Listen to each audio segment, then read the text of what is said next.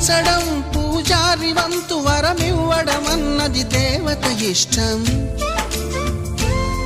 ప్రేమించడం ప్రేమికుడి వంతు కరుణించడం అన్నది ప్రేయసి ఇష్టం. ఎందువల్ల నిన్ను ప్రేమించిందో చిన్ని మనసుకే తెలియదుగా, నిన్ను మరవడం జరగదుగా.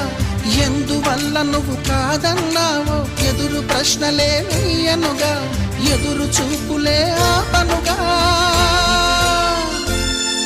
ఏనాటికో ఒకనాటికి నీ ప్రేమ సాధిస్తా. నిన్ను చూడాలని ఉన్నా, నిన్ను చూడాలని ఉన్నా,